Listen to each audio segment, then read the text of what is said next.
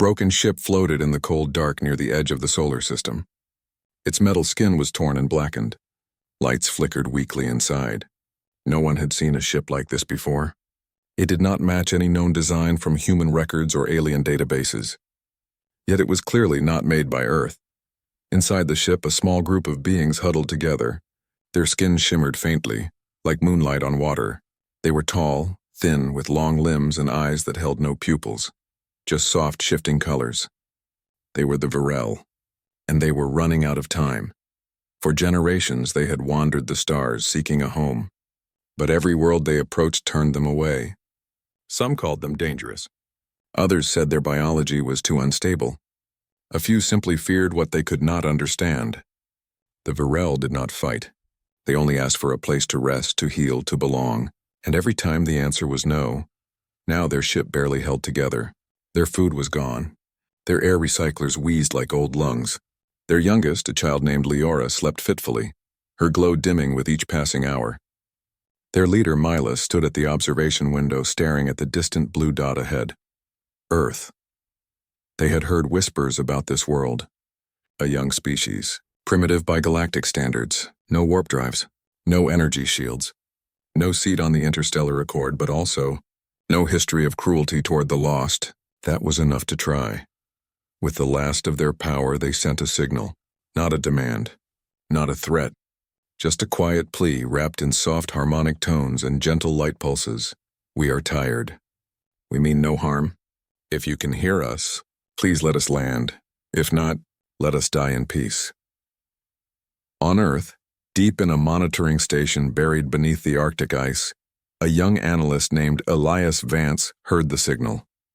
He was not supposed to be on duty that night, but he often stayed late, listening to the static between stars, hoping to catch something real, something that proved humanity wasn't alone in a kind way. When the signal came through, it didn't sound like language. It sounded like wind through crystal trees, like a lullaby half-remembered. Elias played it again and again. Then he ran it through the xenolinguistics decoder. The system flagged it as non-standard empathic resonance, untranslatable by normal means. But Elias didn't need words. He felt it, a deep sadness, a quiet dignity, and beneath it all, a thread of hope, thin as spider silk. He rushed to the command center. "We've got contact," he said, breathless. Not hostile, not even asking for help, just permission to stop. The senior officers frowned. Earth had strict protocols. No unknown vessels allowed past the lunar perimeter. Too risky. Too many stories of first contacts gone wrong. One officer said, could be a trap, or a scout for something worse, but Elias stood his ground. They've been rejected everywhere. Look at their trajectory, they're not hiding. They're coming in slow unarmed, broadcasting openly. If we turn them away now, they'll die out there alone. The debate raged for hours. The UN Oversight Council was called. Most members voted to ignore the signal. Let them drift. Let them vanish. Earth had enough problems. Rising seas, failing crops, political fractures. They didn't need alien refugees. But one delegate, an old woman from New Zealand, spoke softly. We were once strangers too. To each other. To this planet. And someone somewhere gave us a chance. Maybe it's our turn. In the end, by a narrow margin, they allowed a response. Not with weapons. Not with warnings. Just a single message, sent in every known frequency, every human language, and even the raw emotional tone the Virel used. You're welcome here. On the ship, Melis heard the reply. The words were strange, but the feeling behind them, warm, open, unafraid, made their light flare bright for the first time in years. Leora stirred, her glow returning like dawn after a long night. But joy was short-lived. From the black beyond Pluto, space twisted. Reality bent, and out of nothingness 3 sleek obsidian warships appeared. They bore the sigil of the hegemony of Kethra, a coalition of advanced worlds that prided themselves on order, purity, and control. They had been tracking the Virel for months. A voice crackled over all channels, cold and sharp. Earth vessel, you are harboring a classified biohazard. Surrender the Virel immediately or face consequences. Earth had no fleet, no shields, no allies in space. Their best defense was a ring of outdated satellites and a few drone mines left over from the last orbital conflict. Against Kethran warships, It was like bringing a knife to a supernova. Yet down in the Arctic station, Elias didn't hesitate. He patched into the Global Defense Network and sent a new message, not to the hegemony, but to every human on the planet with a screen, a radio, a phone. This is Elias Vance. We just told a lost people they're welcome here. Now someone wants to take that away. We don't have guns in space, but we have something they don't understand. We have choice, and we choose to stand by our word. Across cities and villages, people watched, listened, and for the first time in decades, they felt something rare. Unity.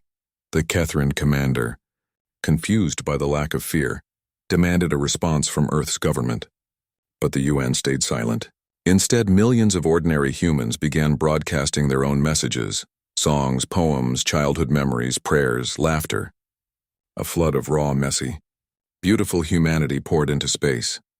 The Virel ship, now glowing steadily, moved closer to the moon. The Catherine fleet advanced, weapons charging, Earth's satellites powered up, not to fire but to amplify. To carry the voices of billions into the void. The Virel were no longer alone, and Earth, for all its flaws, had just done something no advanced civilization ever had. It opened its arms to the rejected, and dared the galaxy to try and close them again. The Virel landed in a dry desert basin, far from cities where the ground was cracked and the air was still. Earth had chosen an old military exclusion zone in Nevada, empty, monitored, and easy to seal off. Peacekeepers in gray uniforms stood at a distance, rifles lowered but ready. Scientists in white suits watched from behind reinforced glass. No one approached. No one spoke. They just waited. Malus stepped out first, their skin pulsing with soft blues and greens. Behind them came Leora, holding tightly to an elder's hand. The Virel moved slowly, not from weakness now, but from caution. They had been welcomed, yes, but trust was not given in words. It was earned in silence. Elias Vance was there, standing alone in the open, no armor, no weapon. He raised his hands, palms out. A human gesture of peace. Malus mirrored it, fingers long and delicate. No translator was needed. The air hummed between them, not with sound, but with something deeper. Over the next few days, small exchanges began. Humans brought water, food, medical kits. The Virel shared light patterns that showed memories of star nurseries, of lost homes, of kindnesses once offered and then withdrawn. They did not speak in sentences, but in feelings shaped into color and tone. Elias learned to understand them not with his ears, but with his chest. But peace never lasts long when fear is watching. Far above, in orbit, the Catherine fleet had not left. They hovered like vultures, silent but present. Then, without warning, one of their scout ships dropped into the upper atmosphere. It did not attack. It broadcast across every screen on Earth. Phones, televisions, public displays, a video played. In it, Virel figures lunged at humans, their limbs twisting, their light turning red and jagged. People screamed. Buildings burned. The message was clear. These are monsters. You invited them in. The footage was fake. Elias knew it instantly. The movements were too sharp, the colors wrong. Real Virel light never turned red. It dimmed when distressed, never flared in anger. But most people didn't know that. And fear spreads faster than truth. Within hours, protests erupted. In Jakarta, crowds smashed the windows of the science ministry. In Berlin, a mob surrounded a refugee center shouting that aliens would bring plague. In Lagos, radio hosts claimed the Virel were mind-controlling the UN. Governments scrambled. Some demanded the Virel be handed over. Others called for immediate quarantine or worse. The UN Security Council met an emergency session. 9 votes to expel, 6 to protect. The motion passed. Earth would surrender the Virel by dawn. Elias stood in the command tent, pale and shaking. They'll kill them, he said. Not lock them up, kill them. The hegemony doesn't keep prisoners, no one argued. They all knew it was true. That night, a small group gathered in secret. Kira Rowe, a former Marine with a limp and a sharp mind, had been assigned to guard the perimeter. She'd watched the Virel for days, seen how Leora tried to mimic human smiles, how Malus gently touched a dying desert flower and made it bloom for one last hour. She'd seen enough. We're not giving them up, Kira said, voice low. Not while I'm breathing. She wasn't alone. A geologist named Thomas, a nurse named Priya, a hacker named Jax, they all said the same. Even 2 peacekeepers slipped off their badges and joined. They had a plan, risky, maybe impossible, but it was all they had. While the world slept, they moved. Trucks rolled in under cover of a dust storm. The Varel, sensing danger, did not resist. They followed quietly, their lights dimmed to near invisibility. Elias led them to a hidden hangar where an old cargo plane waited, retrofitted with thermal cloaking and false transponder codes. They flew through the night, low and fast, avoiding radar. The destination, an abandoned geothermal research station buried deep under Iceland's ice sheet. It had been shut down after the last volcanic scare, forgotten by most. Perfect for hiding. By morning, the Varel were gone from Nevada. The UN panicked. The Catherines demanded answers. Earth's governments blamed each other. No one knew where they'd gone, except the small group now huddled in a frozen bunker beneath a glacier. But safety came with a price. Inside the station, the Varel began to change. Their light grew dull. Their movements slowed. Leora stopped eating. Melis tried to communicate, but their patterns were broken, flickering like a dying bulb. Elias ran tests, but nothing made sense. Their biology wasn't failing from disease. It was reacting to something else. Then Kira noticed it. "They're picking up on us," she said. "On how we feel." She was right. The Varel weren't just empathic, they were reactive. Their bodies responded to the emotional state of those around them, and Earth right now was drowning in fear. The broadcasts, the riots, the threats, it was all seeping into the Varel like poison. Every time a human on the surface shouted in anger, a Varel shuddered. Every time a child cried in confusion, their skin cracked like dry clay. They were mirrors, and the reflection was breaking them. "We have to calm them," Priya said, holding Leora's hand. "The child's glow is barely a whisper now, but how?" Thomas asked. "The whole planet's on fire." Elias stared at the monitors showing global news feeds. More protests, more lies, more panic. Then an idea struck him. Not data, not logic, but feeling. "What if we show them the other side?" he said. "Not the fear. The hope." He turned to Jax. "Can you tap into civilian networks? Not official channels. Real people, homes, schools, farms." Jax grinned. "Give me 6 hours and a hot cup of coffee." While the others kept watch, Jax worked. He bypassed firewalls, linked into home cameras, voice memos, social streams. He didn't filter. He just collected raw, unedited moments of ordinary life. A grandmother singing to her grandson, a farmer sharing bread with a stranger, a teenager planting trees in a burned-out lot, a doctor staying late to comfort a patient. Then, in the heart of the ice station, they played it all. Not as video, not as sound, but as emotional resonance. Elias and Priya worked with Melis to translate human feelings into Varel light language. Joy became golden pulses, kindness soft green waves, grief deep indigo ripples but always followed by warmth. Leora stirred. Her light flickered, then steadied. Melis lifted their head, colors swirling slowly like calm water. Outside, the world still raged, but here beneath the ice something fragile began to grow. Kira watched from the doorway, arms crossed. She'd spent years in war zones believing strength meant hardness. But now, watching a child's light return because someone sang a lullaby thousands of miles away, she felt something shift inside her too. The Varel weren't weak. They were mirrors. And maybe, just maybe, Earth needed to see its own reflection.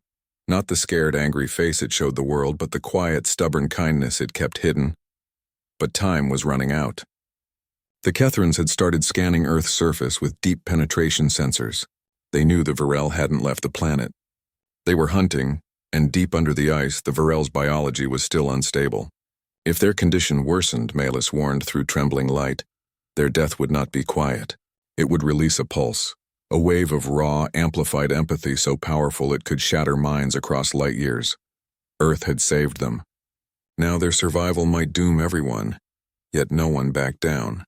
Not Elias, not Kira, not even the scared nurse from Mumbai or the quiet geologist from Chile, because they had made a choice, and choices once made must be seen through even into the dark.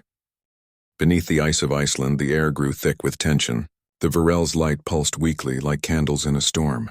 Leora lay curled on a heated mat, her breathing shallow. Melis stood near the geothermal vents, their form flickering between blue and gray, trying to hold their people together through will alone. Every hour their biology shifted, sometimes healing, sometimes unraveling. They were caught between life and something else, something new. Elias watched the monitors, eyes red from lack of sleep. The emotional feed they'd built, human kindness translated into light, was helping but not enough. The fear from the surface still seeped down like cold water through cracks. Riots had spread to 5 more countries.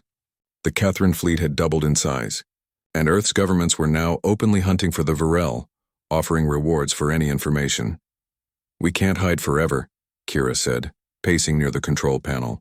Her voice was calm, but her hands clenched and unclenched. "They'll find this place. And when they do, they won't ask questions." Thomas pointed to a seismic readout. "They've started deep scans. Not just radar, neutrino beams. They're mapping the crust. We've got days, maybe less." Priya knelt beside Leora, humming a lullaby from her childhood. The child's glow responded faintly, a pale yellow ripple. "She's holding on," Priya whispered. "But she's scared. They all are."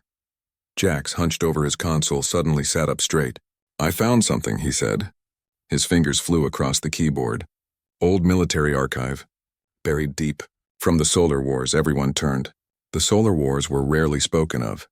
A brutal conflict decades ago when Earth nearly tore itself apart over resources and borders. Millions died. Cities burned. It was humanity's darkest hour. "What about it?" Elias asked. Jax pulled up a grainy video. A small alien ship, battered and leaking, hovering over a ruined hospital in what was once Nairobi. A human soldier, face covered in dust, handing a medical crate to a being with 6 arms and no mouth. The alien ship had no weapons, no markings, just a broken engine and a dying crew. The traitor was from the Gillen Concord, Jax explained. They weren't supposed to help. Galactic law said Earth was too unstable for contact.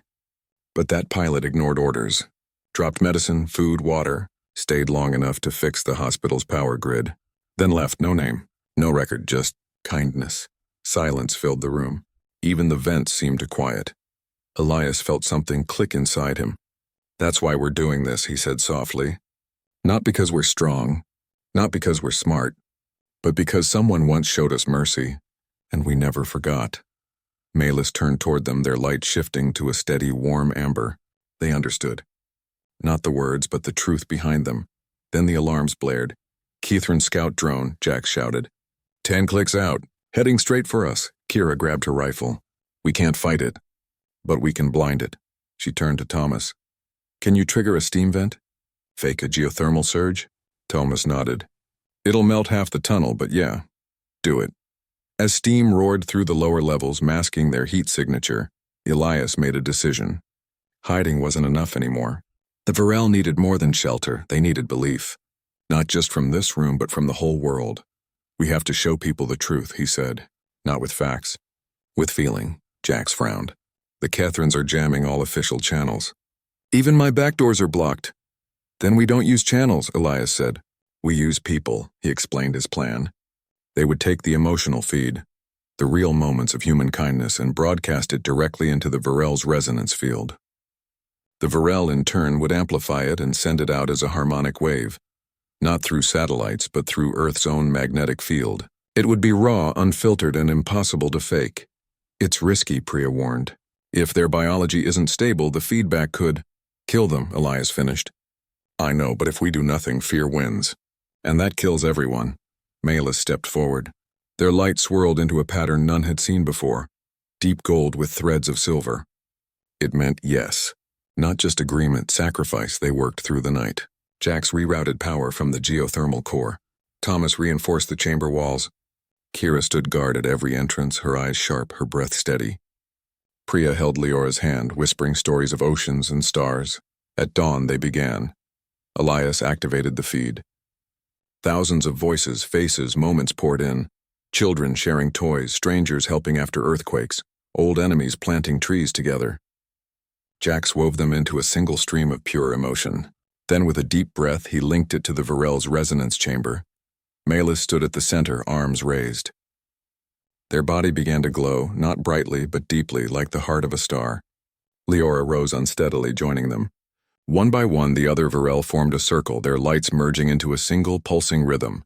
The ground trembled, not from steam, but from energy. Above, the Catherine drone hovered, sensors confused by the sudden surge in electromagnetic activity. On Earth's surface, people stopped. Phones buzzed strangely. Radios hissed, then filled with sound, not words but feelings. A mother in Cairo felt sudden warmth. A soldier in Buenos Aires remembered his sister's laugh.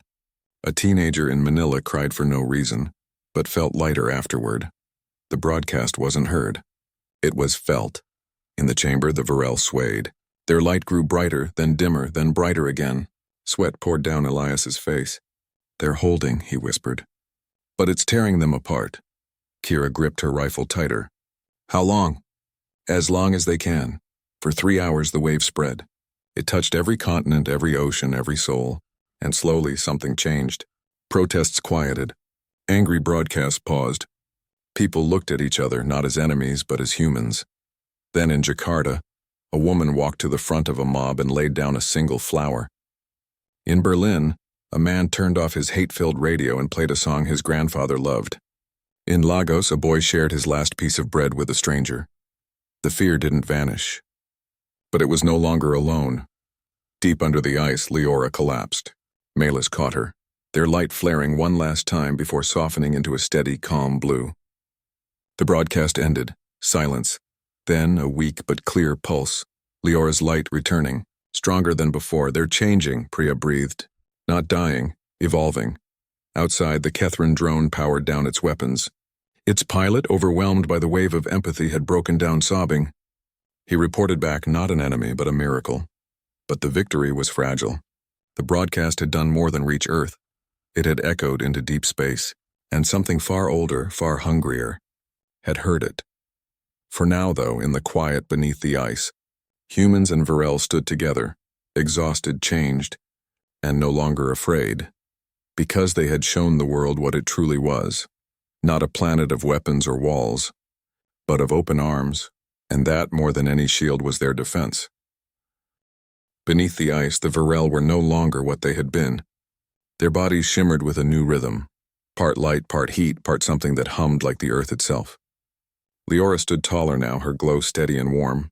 Melis moved with a quiet strength, their form shifting like molten glass shaped by unseen hands. They had not died. They had transformed. But change always brings danger. On the surface, the world was quieter but not calm. The emotional wave had shaken people awake, yes, but old fears do not vanish in a day. Governments still argued. Soldiers still stood guard. And the Kethrin fleet still circled Earth like wolves around a wounded deer. Then came the message. It arrived not through radio or light, but through every screen, every speaker, every device that held a voice. A single sentence spoken in 1,000 languages at once. Surrender the anomaly. Or be cleansed. The hegemony had made its choice. They would not wait. They would burn Earth clean. Elias stared at the broadcast, his hands cold. "They think the Varel are a weapon," he said. "Something that can be used or destroyed." Kira checked her rifle. "Then we show them we're not defenseless." But Earth had no real weapons in space. No warships. No energy cannons. Only a few old mining drones, repurposed satellites, and a handful of engineers who knew how to make sparks fly. Still, they prepared. Jax worked non-stop, linking every civilian satellite, every weather balloon, every drone used for farming or delivery. He turned them into eyes and hands. Thomas mapped the geothermal vents, ready to trigger eruptions that could blind sensors. Priya and Elias helped the Varel understand human tactics, not to fight but to protect. Melis listened, their light pulsing in slow agreement. They would not attack, but they would not hide either. The Kethrin armada moved in at dawn. Hundreds of ships, black as void, slid past the moon, their weapons charged, plasma lances capable of boiling oceans. Earth's leaders begged for peace. The hegemony did not answer. Then, from hidden launch bays in the Pacific, the first wave struck, not with fire but with noise. Old mining drones, loaded with signal jammers and reflective foil, swarmed the Kethrin formation. They spun, flashed, and screamed false data into enemy sensors. A Kethrin cruiser fired, vaporizing 3 drones, but missed the real threat. Behind them, hacker-piloted satellites released clouds of nano-mirrors, scattering targeting beams. It was chaos. Beautiful, desperate chaos. Kira watched from the ice station's main screen, jaw tight. "They're buying time." "Not winning," Elias nodded. "We don't need to win. We just need them to listen." Above, the battle raged. Human ingenuity against Kethrin might. A drone shaped like a bird flew straight into a warship's intake, clogging its engine. A weather satellite beamed a lullaby, the same one Priya sang to Leora into the comms of a Kethrin bridge. For a moment the ship hesitated. That was when the Varel acted. They did not fire. They did not shield. They broadcast.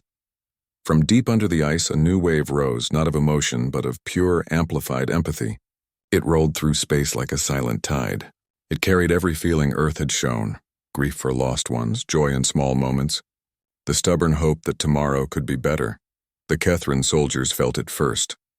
On the bridge of the flagship, a young officer dropped to his knees, tears streaming down his face. He remembered his sister, taken by the hegemony's purity trials for showing excessive compassion. On a gunner's deck, a veteran lowered her weapon, whispering her daughter's name for the first time in years. Across the fleet, minds cracked open, not broken but healed. Orders were ignored. Weapons powered down. Ships drifted. The armada did not retreat. It unraveled. Back on Earth, people watched in stunned silence as the black ships turned away from each other, some even opening channels to human frequencies, asking, not demanding, "What are you?" But victory came with a shadow.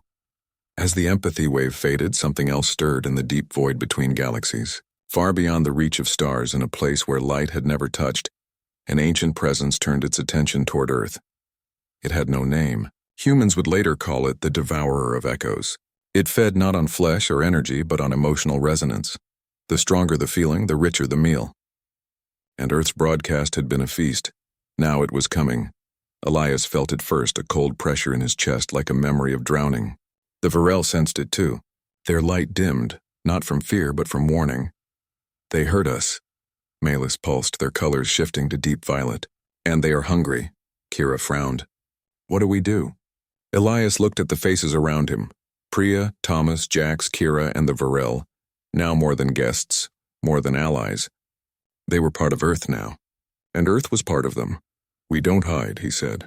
"We don't fight. We do what we've always done." "Open our arms?" Kira asked, skeptical. "No," Elias said softly. "We open our hearts. Even wider. Because the Devourer didn't understand kindness. It only knew hunger. And the only thing that could stop a thing that feeds on emotion was an emotion it could not consume. Love without fear. Hope without demand. Welcome without condition. It was a gamble. A terrible, beautiful risk. But as the first distant tremor of the Devourer's approach rippled through space, Earth did not arm itself. It lit up. From every city, every village, every home, people began to share. Not for show, not for war, but because they finally understood. They were not alone. And neither was anyone else. The Varel stood at the center of it all.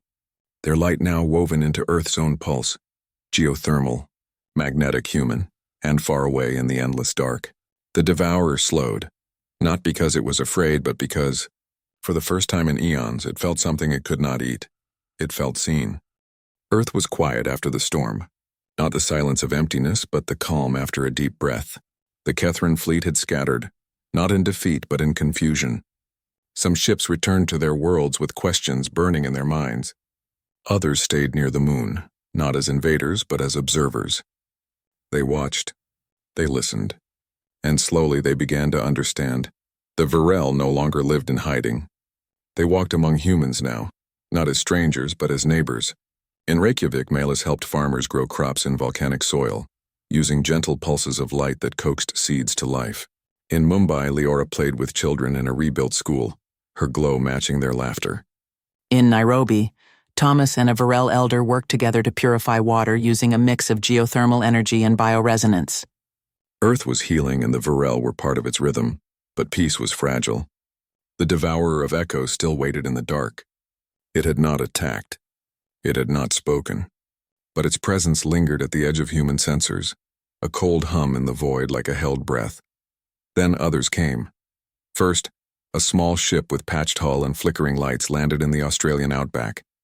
Its passengers were thin, gray-skinned, with eyes too large for their faces. They called themselves the Kael. They had been cast out by their own kind for refusing to erase their emotions during the Great Purge. They had heard Earth's broadcast. They came not for safety, but for hope. Next arrived the Tarn, tall, silent beings wrapped in woven light fiber cloaks. Their world had been swallowed by a black hole, and they drifted for generations, unwanted. Every gate they knocked on was closed, until Earth opened one without asking why. More followed. A family of insectoid scholars from a dead moon, a lone warrior from a shattered hive seeking peace instead of war, a child-shaped entity made of sound and memory with no home to return to. All of them had been told they were too broken, too strange, too much. All of them found Earth waiting with open hands. No one asked for papers. No one demanded loyalty tests. They were given food, shelter, and something rarer, belonging. Elias stood on a hill outside Geneva, watching a new refugee camp take shape, not with fences but with gardens. Priya taught medicine to a kale healer. Jax helped the Tarn connect to Earth's data streams using song instead of code. Kira trained former soldiers from 3 species in non-lethal defense. Not to fight enemies, but to protect the vulnerable. Humanity had no empire, no grand fleet, but it had something the galaxy had forgotten: the courage to care without reward. Then the signal came, not from the Devourer, from deep within the Catherine homeworld, a secret message sent through a smuggled comm unit. "We are rising. Your light showed us the chains. Help us break them." A rebellion had begun, not with guns, but with empathy. Catherine citizens, once taught to suppress feeling, were now sharing stories, holding hands, crying in public. The hegemony cracked down hard, but you cannot unfeel what you have felt. Earth did not send weapons, it sent voices. Recordings of children singing, farmers sharing harvests, elders telling stories under open skies. Simple things, human things. And they spread like wildfire through Catherine cities. The Devourer stirred again. This time it did not just watch. It moved. Its shadow crossed star systems, silencing worlds in its path. Planets that once buzzed with life went dark, not destroyed but emptied. Their emotions consumed, their people left hollow, staring at nothing. It was coming for Earth, not to conquer. To feast, panic rose. Some begged to hide, others wanted to flee. But Elias gathered everyone, human and alien alike, in the open field beneath the stars.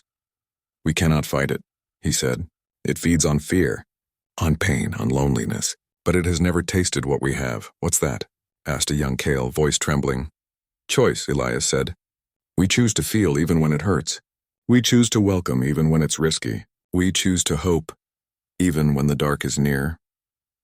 Malus stepped forward, their light soft but steady. "The Devourer knows hunger, but it does not know giving. Let us show it." And so Earth did not prepare for war. It prepared for witness. Every person, every being was asked to share one true thing. A memory, a dream, a moment of kindness. Not for broadcast, not for show, just to hold it together, in unity. On the night the Devourer reached the edge of the solar system, Earth went dark. Not in fear, but in focus. Cities dimmed their lights. Factories paused. Screens went black. And billions of hearts turned inward, then outward, toward each other. From the ice caves of Iceland to the deserts of Namibia. From the Varel chambers to the Kale tents. A single pulse rose, not of sound, but of shared being. Love for a parent. Grief for a friend. Joy in a sunrise. The quiet pride of helping a stranger. The Devourer entered the system. It reached for the emotion like a starving hand. And then, it stopped. Because what it touched was not food. It was a mirror. In Earth's collective heart, it saw not just pain but healing, not just loss but connection, not just fear but courage that walked beside it. The Devourer had spent eons consuming echoes of suffering, thinking that was all emotion was. But here was something new. Feeling that gave itself freely without taking. It could not eat this. Because to consume it would be to understand it, and to understand it would be to change. For the first time in its endless existence, the Devourer felt something it had no name for. It turned away. Not in anger. Not in defeat, but in awe. As its shadow lifted from the stars, a new signal spread across the galaxy, not from Earth, but from 100 worlds that had watched in silence. "We are coming," they said, not as refugees. As allies. Earth had not built an empire. It had built a home. And now, the universe was knocking. Elias looked up at the sky where stars blinked like distant eyes. He knew the dangers were not over. There would be more threats, more fears, more choices to make. But humanity had learned something simple, powerful, and true. You do not need weapons to be strong. You do not need power to be safe. You only need to open your arms and mean it. And in that act, Earth had not just saved the rejected, it had reminded the cosmos what it meant to be alive.